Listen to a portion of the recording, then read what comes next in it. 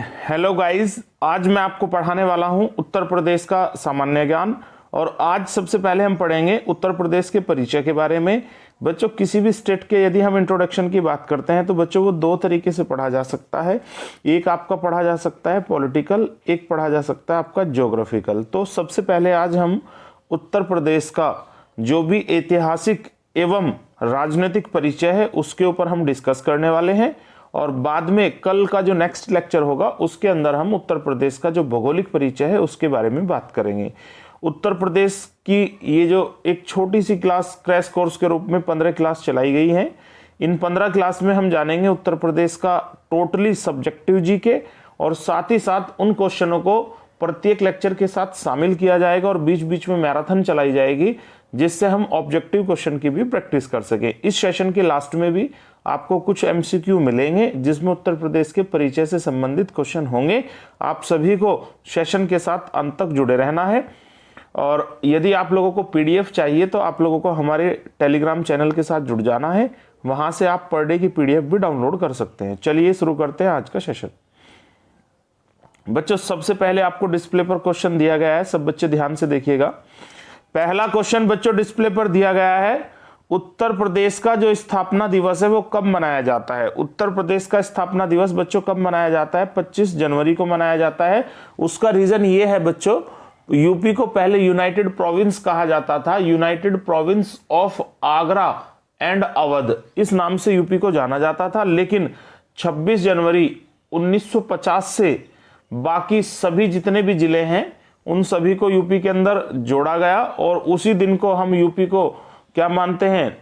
स्थापना दिवस मानते हैं। और उसी दिन से यूनाइटेड प्रोविंस के स्थान पर हम इस राज्य को क्या कहने लगे? उत्तर प्रदेश कहने लगे। तो इसलिए आपको ध्यान रखना है, उत्तर प्रदेश की जो स्थापना है वो 26 जनवरी 1950 को हुई। इससे पहले इसका यूनाइटेड प्रोविंस कहा जाता था केवल। और स्थापना दिवस यदि कभी आपसे पूछा जाता है परीक्षाओं में तो आप लोगों को ध्यान रखना है 25 जनवरी 1950 भी बता सकते हैं। यदि सन पूछा गया है, केवल दिवस पूछा गया है, तब आपको 26 जनवरी बताना है। चलिए अब हम आगे बढ़ते हैं। उत्तर प्रदेश की राजधानी का नाम बताइए बच्चों। उत्तर प्रदेश की जो राजधानी है, उत्तर प्रदेश की राजधानी क्या है? लखनऊ है। चलिए तेजी के साथ आप लोगों को याद रख लेना है, उत्तर प्रदेश की जो राजधानी है उसका नाम क्या है? लखनऊ है। चलिए आगे बढ़ो थोड़े से। उत्तर प्रदेश की राजकीय भाषा क्या है? ये बच्चों बहुत बार परीक्षाओं में भी आ चुका है कि उत्तर प्रदेश की राजकीय भाषा क्या है। उत्तर प्रदेश की राजकीय भाषा हिंदी है और द्वितीय जो भाषा है वह आपकी उर्दू है। चलिए बच्चों, आज गला थोड़ा सा खराब है, ऐसा हो सकता है कि वॉइस क्वालिटी थोड़ी सी डाउन आए, लेकिन फिर भी मेरा प्रयास है कि मैं आप लोगों को समय पर लाइव क्लास उपलब्ध करा सकूं। उत्तर प्रदेश की राजकीय भाषा की यदि हम बात करते हैं तो पहली भाषा कौन सी है? हिंदी। और बहुत बार ये भी पूछा गया उत्तर प्रदेश की जो द्वितीय राजकीय भाषा है वो क्या है, तो आप लोगों को बताना है उर्दू बताना है। चलो, उत्तर प्रदेश के पहले मुख्यमंत्री कौन थे? उत्तर प्रदेश के पहले मुख्यमंत्री किसको माना गया है? श्री गोविंद वल्लभ पंत जी को माना गया है। और आप लोगों को बहुत अच्छे से ध्यान रख लेना है, उत्तर प्रदेश के पहले मुख्यमंत्री का नाम क्या है? गोविंद वल्लभ पंत। अच्छे से ध्यान रख लेना है क्योंकि बहुत बार परीक्षाओं में आपसे पूछा जाएगा। आगे बात करते हैं हम, उत्तर प्रदेश के वर्तमान मुख्यमंत्री कौन है? उत्तर प्रदेश के वर्तमान मुख्यमंत्री है श्री योगी आदित्यनाथ जी। दूसरी बार इन्होंने जो है बहुत अच्छे तरीके से उत्तर प्रदेश में जो है विजय प्राप्त की है, और उत्तर प्रदेश में दूसरी बार लगातार जो है पूर्ण बहुमत के साथ आने वाले जो है भारत के उत्तर प्रदेश के पहले मुख्यमंत्री हैं। चलिए, उत्तर प्रदेश के जो पहले राज्यपाल हैं तो वे कौन थे? श्री होरम्स जी मोदी। लेकिन यदि आपसे महिला राज्यपाल पूछा है तब आपको सरोजिनी नायडू बताना है, और यदि आपसे पुरुष राज्यपाल पूछा गया तब आपको बताना है भारत के पहले राज्यपाल कौन थे। भारत के पहले राज्यपाल कौन थे? श्री होरम्स जी मोदी। चलिए, होरम्स जी से याद रख लेना, आपको अपने आप याद हो जाएगा। उत्तर प्रदेश के जो वर्तमान राज्यपाल हैं बच्चों वो श्री राम नाईक जी हैं, ये आपको अच्छे से ध्यान रख लेना है। चलिए अब हम बात करते हैं अगले क्वेश्चन की। उत्तर प्रदेश का राजकीय पशु क्या है? ये बहुत बार पूछा गया है। ये जो स्लाइड है आपके सामने ये बहुत ही ज्यादा खास होने वाली है। उत्तर प्रदेश का जो राजकीय पशु है वह क्या है? बारहसिंगा हिरण की एक प्रजाति है। इसको हम कौन सी कैटेगरी में मानते हैं? हिरण की कैटेगरी में ही मानते हैं। लेकिन उत्तर प्रदेश का राजकीय पशु जब कभी आपसे पूछा जाए तो बच्चों आपको बताना है बारहसिंगा उत्तर प्रदेश का राजकीय पशु है। आगे बात करते हैं, उत्तर प्रदेश का जो राजकीय फूल है वह क्या है? पलाश उत्तर प्रदेश का राजकीय फूल है। आपको अच्छे से ध्यान रख लेना है। उत्तर प्रदेश का राजकीय पशु आपसे पूछा जाता है तो बारहसिंगा बताना है। यदि बच्चों आपसे पूछा जाता है उत्तर प्रदेश का राजकीय फूल, तब आपको पलाश बताना है। उत्तर प्रदेश का राजकीय वृक्ष भी पूछा जा सकता है। उत्तर प्रदेश का जो राजकीय वृक्ष है वह अशोक है, जो कि धूल प्रदूषण को रोकने में काफी मदद करता है। इसी प्रकार बच्चों आपसे ये भी पूछा जा सकता है कि उत्तर प्रदेश का जो राजकीय पशु है वह क्या है? उत्तर प्रदेश का राजकीय पशु बच्चों क्या है? सारस है। आपको अच्छे से ध्यान रख लेना है। जो बच्चे इस सेशन में लेट आए हैं उन सभी को अपनी अटेंडेंस जय हिंद लिखकर सबमिट करानी है। चलिए चलिए तेजी के साथ आप लोग अपनी अटेंडेंस सबमिट कराएंगे। उत्तर प्रदेश का जो क्षेत्रफल है वह कितना है? 2,40,928 वर्ग किलोमीटर। चलिए सभी बच्चों को चैट बॉक्स में बताना है कि ये भारत के क्षेत्रफल का लगभग कितना है। लगभग में बताइएगा, चलेगा चलेगा, लगभग में भी चलेगा, बताइएगा। सभी चैट बॉक्स में आंसर सबमिट कीजिएगा। उत्तर प्रदेश का जो क्षेत्रफल है वह पूरे भारत के क्षेत्रफल का कितना प्रतिशत है? सभी बच्चों को तेजी से सबमिट कराना है आंसर। अरे चलिए चलिए चलिए बच्चों, आपको परसेंटेज निकालना नहीं आता है। सबसे पहले आप उत्तर प्रदेश का जो क्षेत्रफल है उसे अंश में रखिएगा, फिर भारत के क्षेत्रफल को नीचे रखिएगा, फिर उसको 100 से मल्टीप्लाई कीजिएगा, तब आपको पता लग जाएगा कि यूपी का जो क्षेत्रफल है पूरे भारत का लगभग कितना है। चलिए चलिए तेजी के साथ आंसर दीजिएगा। चलिए चलिए, अधिकांश बच्चे गलत आंसर बता रहे हैं। उत्तर प्रदेश का जो क्षेत्रफल है वो पूरे भारत का क्षेत्रफल का कितना है लगभग? बच्चों मैं आपकी जानकारी के लिए बता देता हूं कि जो यूपी का क्षेत्रफल है वह लगभग 7.33 है। कितना है? पूरे भारत के क्षेत्रफल का 7.33% है। आपको बहुत अच्छे से याद रख लेना है। चलिए, उत्तर प्रदेश का सबसे बड़ा नगर कौन सा है? उत्तर प्रदेश का जो सबसे बड़ा नगर है वह कानपुर है। आपको बहुत अच्छे से याद रख लेना है। आने वाली किसी परीक्षाओं में आपसे जरूर पूछा जाएगा उत्तर प्रदेश में वर्तमान में कितने जिले हैं। उत्तर प्रदेश में वर्तमान में कितने जिले हैं? 75। आपको बहुत अच्छे से ये याद रख लेना है कि वर्तमान में उत्तर प्रदेश में कुल जिलों की जो संख्या है वह आपकी कितनी है? 75। चलिए बच्चे, हम अपने सेशन को थोड़ा सा आगे बढ़ाते हैं। जो बच्चे सेशन में लेट आए हैं उन सभी बच्चों को अपनी अटेंडेंस जय हिंद लिखकर दे देनी है। और साथ ही मैं सब बच्चों को क्लियर कर देने वाला हूं कि उत्तर प्रदेश का जो सामान्य ज्ञान हमारे द्वारा चलाया गया है इसमें आपको 10 से 15 लेक्चर जो है प्रोवाइड किए जाएंगे, और सभी लेक्चर बहुत अच्छी क्वालिटी के होंगे। HD वीडियो होगी, और ऐसे स्टूडेंट जो इससे रिलेटेड वीडियो चाहते हैं, इससे रिलेटेड PDF चाहते हैं, उन सभी को हमारा टेलीग्राम जो चैनल है उसे ज्वाइन कर लेना है। YouTube और टेलीग्राम दोनों पर ही हमारे चैनल का नाम साई कोचिंग लाइव है, और उसको आप लोग ज्वाइन करोगे। YouTube पर आपको वीडियो मिलेंगी और टेलीग्राम पर आप लोगों को PDF मिलेगी। चलिए अब हम बढ़ाते हैं अपने सेशन को। उत्तर प्रदेश के प्रमुख लोक नृत्य रासलीला, नौटंकी, थाली, पैता, झोरा आदि हैं। निम्नलिखित में से कौन सा जो है उत्तर प्रदेश का लोक नृत्य है? ये बच्चों आपसे बहुत बार पूछा जाएगा। उत्तर प्रदेश के जो प्रमुख लोक नृत्य है वो है रासलीला, नौटंकी, थाली, पैता और झोरा। और बच्चों आपको ये भी याद रख लेना है, बहुत सारी परीक्षाओं में आपसे ये भी पूछा जाएगा कि उत्तर प्रदेश का शास्त्रीय नृत्य कौन सा है। यदि उत्तर प्रदेश का शास्त्रीय नृत्य पूछा जाता है तो आपको बताना है कथक। लेकिन लोक नृत्य पूछे जाते हैं तो रासलीला, नौटंकी, थाली, पैरा, झोरा और भी बहुत सारे हैं। आगे हम ऑब्जेक्टिव में उनके बारे में बहुत डीपली डिस्कस करने वाले हैं। उत्तर प्रदेश से होकर बहने वाली जो प्रमुख नदियां हैं वे कौन कौन सी हैं? एक आपकी गंगा है, एक बच्चों आपकी यमुना है, एक गंडक है, एक गोमती है, एक सरयू है। बहुत अच्छे से आप लोगों को याद रख लेना है। भारत से बहकर, यूपी से होकर बहने वाली भारत की जो फेमस नदियां हैं वो कौन कौन सी हैं? गंगा है, यमुना है, गंडक है, गोमती है और सरयू है। चलिए आगे बढ़ते हैं बच्चों। उत्तर प्रदेश के पड़ोसी राज्य कौन कौन से हैं? उत्तर प्रदेश के जो पड़ोसी राज्य हैं वे आपके कौन कौन से हैं? एक बच्चों आपको उत्तराखंड दिया गया है, एक हिमाचल प्रदेश, एक हरियाणा, एक दिल्ली, एक बिहार, एक राजस्थान, एक मध्य प्रदेश, एक छत्तीसगढ़, एक झारखंड।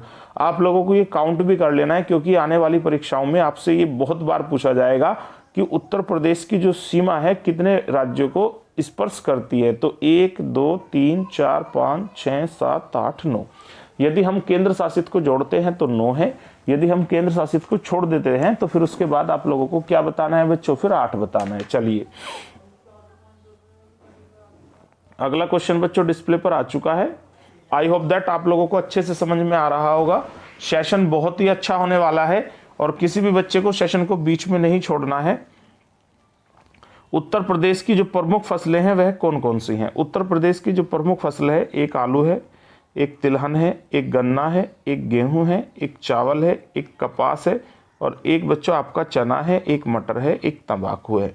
उत्तर प्रदेश की जो प्रमुख फसल है वह आलू है, गन्ना है, तिलहन है, गेहूं है, चावल है, कपास है, चना है, मटर है, तंबाकू है। चलिए चलिए तेजी के साथ सब बच्चों को बताना है, चैट बॉक्स में एक आंसर देना है। गन्ने के उत्पादन के मामले में उत्तर प्रदेश की जो रैंक है पूरे भारत में क्या है? चलिए चलिए तेजी के साथ चैट बॉक्स में जाइएगा और अपना आंसर सबमिट कीजिएगा। जो बच्चे सेशन में लेट आए हैं उन सभी बच्चों को जय हिंद लिखकर अपनी अटेंडेंस देनी है। चलिए चलिए बहुत ही स्पेशल सेशन होने वाला है ये।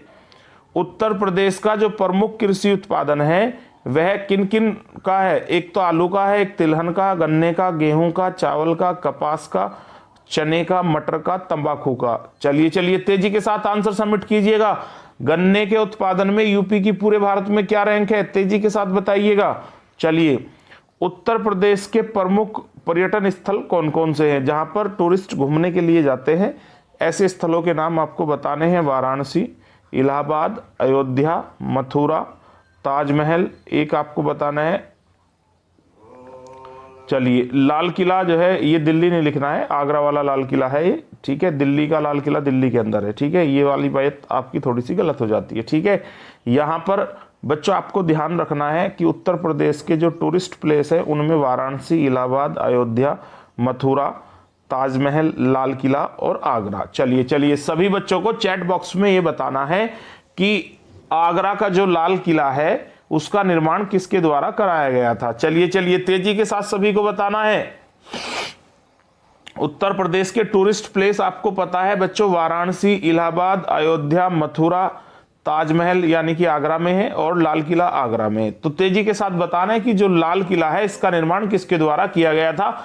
चैट बॉक्स में जाकर सभी बच्चे अपने आंसर सबमिट करेंगे। तेजी के साथ जाइएगा चैट बॉक्स में और सबमिट कीजिएगा कि लाल किला आगरा का किसके द्वारा बनवाया गया था। चलिए अब हम बात करेंगे अगले क्वेश्चन की। 3 से 4 सेकंड का समय ऑलरेडी मैं दे चुका हूं। क्वेश्चन नंबर 19 के लिए आपको अपना आंसर सबमिट कराना है। चलिए अब हम बात करते हैं क्वेश्चन नंबर 20 की। उत्तर प्रदेश के जो प्रमुख उद्योग हैं वह क्या है? एक चीनी है, एक चूड़ी है, एक है चमड़ा, एक है साइकिल। चलिए चलिए तेजी के साथ बताना है। चीनी के उत्पादन में यूपी की क्या रैंक है ये भी आपको बताना है और चीनी मिल के दृष्टिकोण से यूपी की रैंक कौन सी है। चलिए चलिए तेजी के साथ 4 सेकंड में सबमिट कीजिएगा अपने आंसर। उत्तर प्रदेश के जो प्रमुख उद्योग हैं वो चीनी, चूड़ी, चमड़ा, साइकिल, ये 4 उद्योग जो है यूपी के सबसे प्रमुख उद्योग हैं।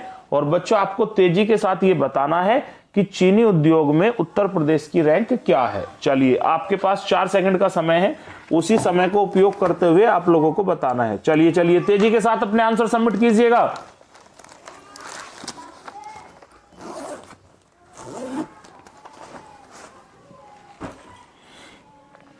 चीनी में उत्तर प्रदेश की पहली रैंक है। सुगर बाउल ऑफ इंडिया किसको कहा जाता है? उत्तर प्रदेश को कहा जाता है। लेकिन मेरे बच्चों चीनी की मील की संख्या के हिसाब से महाराष्ट्र की पहली रैंक है, यूपी की दूसरी रैंक है। अगर चीनी मिलों की संख्या पूछी जाती है तो आपको बताना है पहले नंबर पर महाराष्ट्र और दूसरे पर आपको बताना है उत्तर प्रदेश। चलिए अब हम लेंगे आज का अपना तीसरा क्वेश्चन।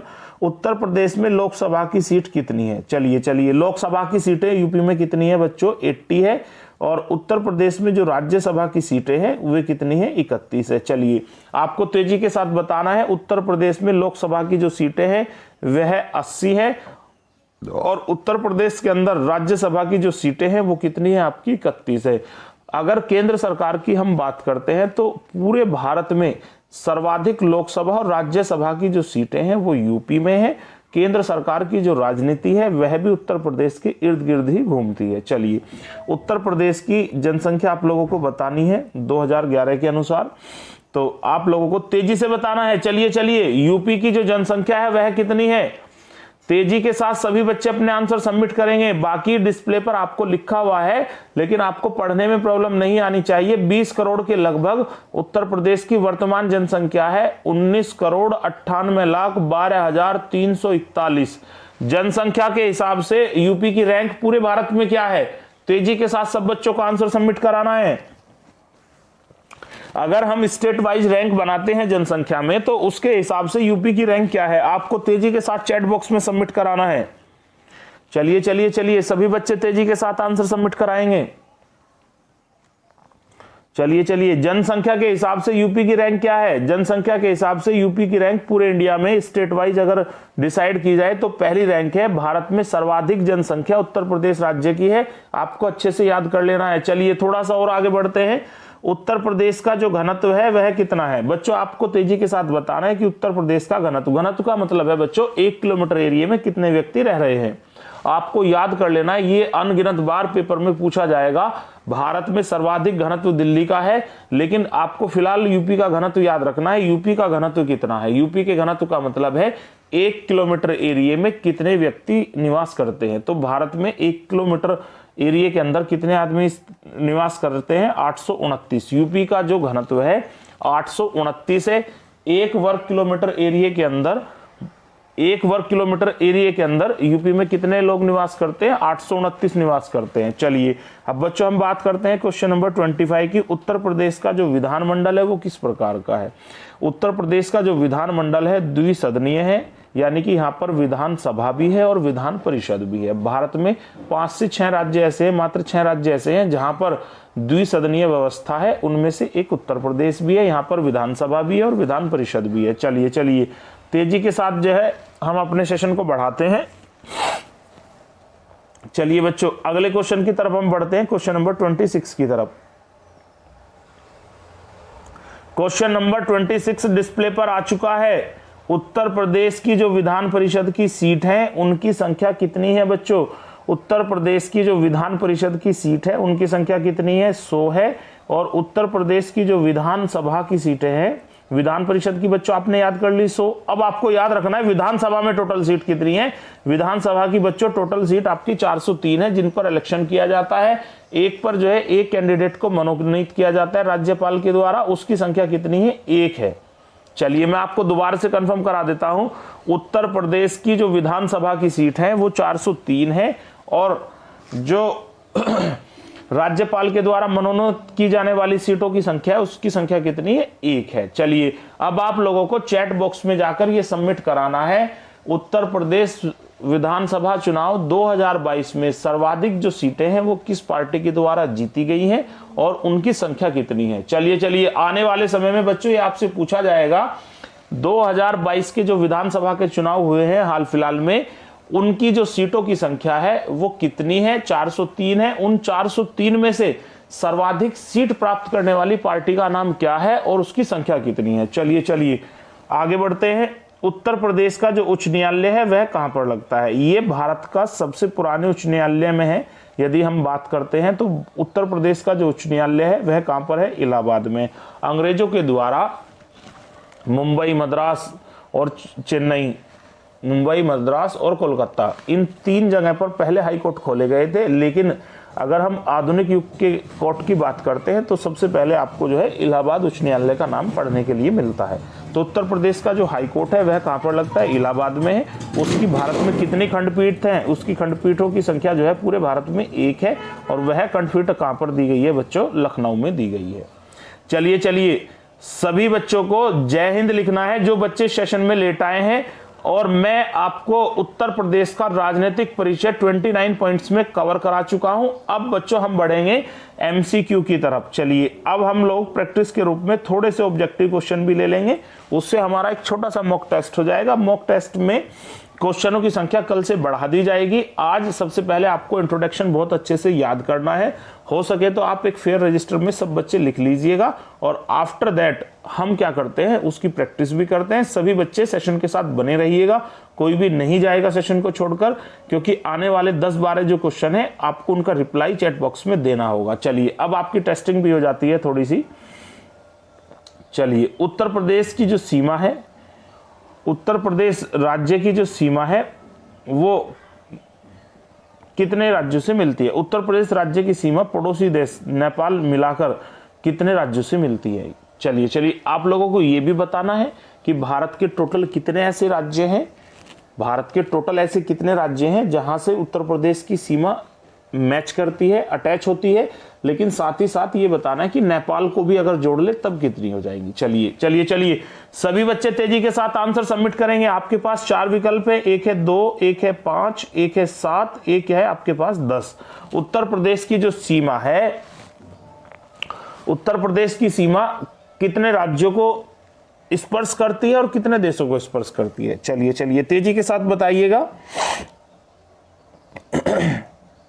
आपके पास 3 से 4 सेकंड का समय है। बताइए उत्तर प्रदेश की जो सीमा है कितने पड़ोसी देश और कितने राज्यों को स्पर्श करती है? टोटल कितना, केंद्र शासित भी ले लेना है, कंट्री भी ले लेना है, यूपी के आसपास के अदर स्टेट हैं उनको भी ले लेना है, तब आपको टोटल बताना है। चलिए चलिए तेजी के साथ आंसर सबमिट कीजिएगा। बच्चों मैं आपको जानकारी के लिए बता देता हूं, नेपाल एकमात्र ऐसा देश है जिससे यूपी की सीमा अटैच करती है, और पूरे यूपी के अंदर 8 राज्य ऐसे हैं जो उत्तर प्रदेश से अटैच है, और पूरे भारत में एक केंद्र शासित प्रदेश दिल्ली ऐसा है जो यूपी से अटैच है। तो टोटल मिलाकर बच्चों यहां पर आपका जो राइट आंसर हो जाता है वो कितना हो जाता है? 10 हो जाता है। पेपर में आपको बड़े ध्यान से पढ़ना है और आंसर देना है। चलिए, कभी कभी ऑप्शन आपको 9 भी मिलेगा, कभी कभी 8 भी मिलेगा, कभी कभी 10 भी मिलेगा, लेकिन आपको पहले क्वेश्चन को समझना है, तब आपको डिसाइड करना है कि मुझे आंसर 8 देना है लैंग्वेज को समझकर, या फिर 9 देना है, या फिर बच्चों मुझे 10 देना है। यहां पर पूछा गया है कि ऐसे पड़ोसी देश एवं पड़ोसी राज्य कितने हैं जिनसे यूपी की सीमा अटैच करती है? एक कंट्री है, 8 राज्य हैं, एक केंद्र शासित प्रदेश है, तो टोटल मिलाकर बच्चों कितने हो जाते हैं? 10। तो इस बात को ध्यान में रखते हुए हमारे 3 ऑप्शन हो जाते हैं गलत, और जो डी ऑप्शन है 10 वो आपका पूर्ण रूप से क्या हो जाता है? सही हो जाता है। चलिए आगे बढ़ते हैं थोड़ा सा। उत्तर प्रदेश को पूर्व में किस नाम से जाना जाता था? उत्तर प्रदेश को पहले किस नाम से जाना जाता था? एक बच्चों आपको दिया गया है यूनाइटेड प्रोविंस, एक आर्यव्रत दिया गया है, एक अवध दिया गया है, एक उत्तरी प्रांत दिया गया है। बच्चों आपके पास 4 विकल्प हैं। सब बच्चों को तेजी के साथ बताना है कि उत्तर प्रदेश का पुराना नाम क्या है। 1950 के बाद 26 जनवरी 1950 से हम लोग इस राज्य को उत्तर प्रदेश कहकर बुलाते हैं, लेकिन उससे पहले इस राज्य को किस नाम से पुकारा जाता था? तेजी के साथ सभी को आंसर सबमिट कराने हैं। 3 से 4 सेकंड में सभी बच्चों को अपने आंसर सबमिट कराने हैं। चलिए चलिए, मूव फास्ट बच्चों।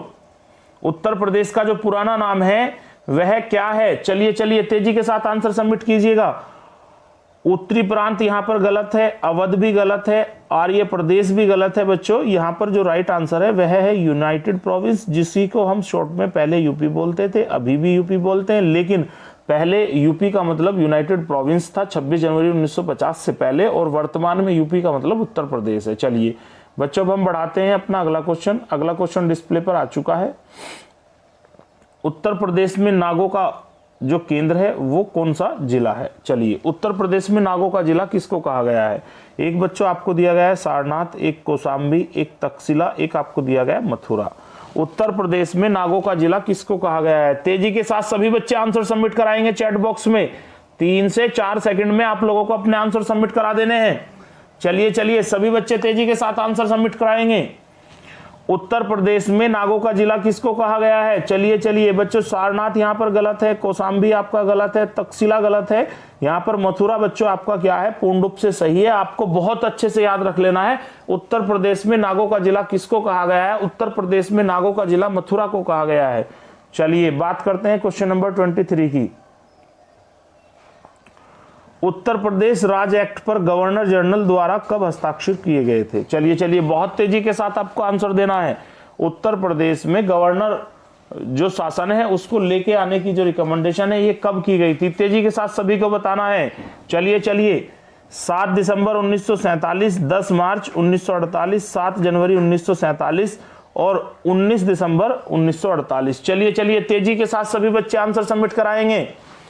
आप सभी को अपने आंसर तेजी के साथ सबमिट कराने हैं। चलिए चलिए चलिए, उत्तर प्रदेश का गवर्नर एक्ट कब पारित किया गया था? चलिए बच्चों, डी यहां पर आपका गलत है, सी भी गलत है, बी भी गलत है। उत्तर प्रदेश का जो गवर्नर एक्ट है वह 7 दिसंबर 1947 को जो है पारित किया गया था। तो बच्चों यहां पर आपका ए ऑप्शन क्या हो जाता है? पूर्ण रूप से सही हो जाता है। चलिए अब हम बात करते हैं अगले क्वेश्चन की। अगला क्वेश्चन बच्चों डिस्प्ले पर आ चुका है। उत्तर प्रदेश पंचायत राज संशोधन अधिनियम कब पारित किया गया था? चलिए चलिए तेजी के साथ सभी बच्चों को आंसर सबमिट कराना है चैट बॉक्स में। जो बच्चे सेशन में लेट आए हैं, सेशन खत्म होने वाला है 2 से 3 मिनट में। आज की जो क्लास है ये खत्म हो जाएगी, लेकिन बहुत सारे बच्चे हैं जिन्होंने अटेंडेंस नहीं दी है। सभी बच्चे जय हिंद लिखकर अपनी अटेंडेंस देंगे। चलिए क्वेश्चन को पढ़िएगा। उत्तर प्रदेश पंचायत राज संशोधन अधिनियम कब पारित किया गया है? 1992 आपको दिया गया है, 1994 दिया गया, 1995, 1996। तेजी के साथ क्वेश्चन को स्टडी करना और आंसर देना चैट बॉक्स में। चलिए चलिए तेजी के साथ आंसर दीजिएगा बच्चों। आपको तेजी से पढ़ना और आंसर सबमिट कराना है। 1992 बच्चों यहां पर गलत है, 1995 भी गलत है, 1996 भी गलत है। उत्तर प्रदेश पंचायत राज संशोधन जो एक्ट है ये बच्चों कब पारित किया गया था? 1994 में पारित किया गया था। आपको अच्छे से याद कर लेना है। चलिए अब बात करते हैं आज के क्वेश्चन नंबर 34 की। उत्तर प्रदेश पद पर सबसे अधिक समय तक रहने वाले व्यक्ति का नाम बताइए। चलिए चलिए आपको सबको तेजी से क्वेश्चन को पढ़ना है और आफ्टर दैट आप लोगों को उसका आंसर देना है। उत्तर प्रदेश के मुख्यमंत्री पद पर सबसे अधिक समय तक रहने वाले व्यक्ति कौन है? अगर हम पास्ट की बात करते हैं बच्चों, उसके हिसाब से आपको बताना है, लेकिन वर्तमान समय में योगी आदित्यनाथ दूसरी बार जीतकर पूर्ण बहुमत से आ चुके हैं। यदि वे अपने 5 साल पूरे करते हैं तो उसके बाद जो आंसर होगा योगी आदित्यनाथ होगा। लेकिन यदि मैं आज की बात करता हूं, आज की डेट में, क्योंकि अभी योगी आदित्यनाथ ने शपथ नहीं ली है, यदि मैं आज की डेट में बात करता हूं तो आज की डेट में आंसर क्या है? चलिए इन फ्यूचरली आपको 1 मंथ, आफ्टर 1 मंथ आपको याद कर लेना है। सबसे लंबे समय तक पद पर रहने वाले जो मुख्यमंत्री होंगे वो योगी आदित्यनाथ होंगे। लेकिन वर्तमान समय में आपको बताना है कंटिन्यू अगर पद पर लंबे समय तक रहे। एक ऑप्शन गोविंद बल्लभ पंत है, एक श्री नारायण दत्त तिवारी है, एक चौधरी चरण सिंह है, एक है हेमवंती नंदन बहुगुणा। चलिए तेजी के साथ आंसर सबमिट कीजिएगा। 3 से 4 सेकंड में सबमिट कराना है आंसर। अभी हाल फिलहाल में कोई परीक्षा नहीं है, लेकिन फिर भी याद कर लेना। लेकिन इन फ्यूचरली आपको ध्यान रखना है, उत्तर प्रदेश के मुख्यमंत्री पद पर लगातार सर्वाधिक समय तक रहने वाले मुख्यमंत्री का नाम योगी आदित्यनाथ होगा। लेकिन फिलहाल हम बात कर रहे हैं आज की डेट की, पास्ट की, तो वो आपको बताना है बच्चों। बी, सी, डी तीनों ही ऑप्शन आपके गलत हैं। गोविंद बल्लभ पंत जो है लगातार उत्तर प्रदेश के मुख्यमंत्री पद पर लंबे समय तक रहने वाले व्यक्ति हैं। चलिए बच्चों बात करते हैं आज के लास्ट क्वेश्चन की, उसके बाद आपका ये जो सेशन है ये आपका कंप्लीट हो जाएगा। उत्तर प्रदेश में सबसे कम समय तक पद पर रहने वाले मुख्यमंत्री का नाम क्या है? चलिए चलिए तेजी के साथ आपको आंसर सबमिट कराना है। उत्तर प्रदेश के मुख्यमंत्री पद पर रहने वाले सबसे कम समय के लिए जो मुख्यमंत्री थे वो कौन थे? एक है हेमवंती नंदन बहुगुणा, एक गोविंद बल्लभ पंत, और एक बच्चों दिया गया है त्रिभुवन नारायण सिंह, एक दिया गया है इनमें से कोई नहीं। चलिए चलिए सभी बच्चे तेजी के साथ अपने आंसर सबमिट कराएंगे। उत्तर प्रदेश में सबसे कम समय तक मुख्यमंत्री के पद पर रहने वाले, आसीन होने वाले जो व्यक्ति हैं वो कौन थे? चलिए आपका टाइम बच्चों कंप्लीट हो चुका है, आपको अपने आंसर सबमिट कराने हैं। हेमवंती नंदन बहुगुणा यहां पर गलत है, गोविंद बल्लभ पंत आपका गलत है, और डी इनमें से कोई नहीं भी आपका गलत है। और बच्चे यहां पर जो आपका राइट आंसर है वह है त्रिभुवन नारायण सिंह। आपको अच्छे से याद कर लेना है, इन फ्यूचरली बच्चों आपसे पूछा जाएगा। और आई होप दैट आप सभी को जो ये सेशन है ये अच्छा लगा होगा। और मैं सभी बच्चों से एक हम्बल रिक्वेस्ट करता हूं कि आप सभी बच्चे हमारे चैनल को सब्सक्राइब कर ले और अपने जितने भी रिलेटिव हैं जो एजुकेशनल वीडियो चाहते हैं उन लोगों को इस क्लास के साथ जोड़ना है। डेली 9 बजे शाम को लाइव आना ना भूले। Thank you so much watching our video.